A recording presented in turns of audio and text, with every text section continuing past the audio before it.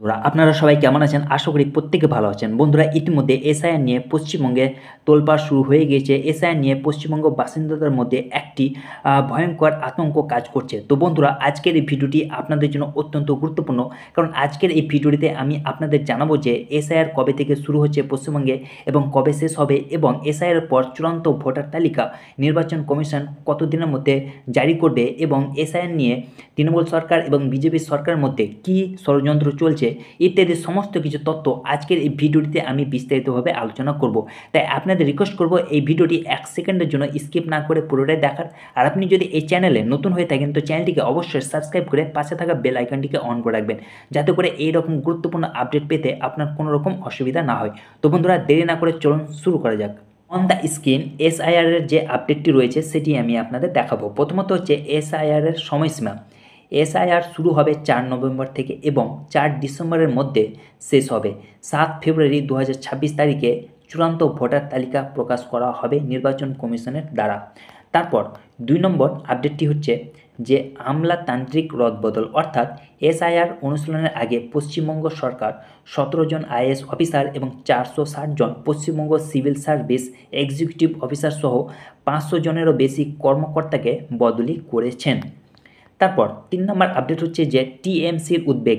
TMC নেতারা আশঙ্কা প্রকাশ করেছেন যে এসআইআর অনুশীলনটি প্রকৃত ভোটারদের নাম, বিশেষ করে সংখ্যালঘু সম্প্রদায়ের মুছে ফেলার জন্য ব্যবহার করা হতে পারে। তারপর হচ্ছে যে বন্ধুরা 4 নম্বর আপডেট হচ্ছে বিজেপির অবস্থান। অন্যদিকে বিজেপি নেতারা এসআইআর অনুশীলনকে স্বাগত জানিয়েছেন, বলেছেন যে এটি ভোটার তালিকা থেকে অবৈধ ভোটার এবং অনুপ্রবেশকারীদের বাদ দিতে সাহায্য করবে। তারপর হচ্ছে যে 5 নম্বর আপডেট হচ্ছে যে নির্বাচন কমিশনের প্রতিক্রিয়া। প্রধান নির্বাচন কমিশনার জ্ঞানেশ কুমার আশ্বাস দিয়েছেন যে এই এসআইআর অনুশীলনটি সুষ্ঠু ও স্বচ্ছভাবে পরিচালিত হবে।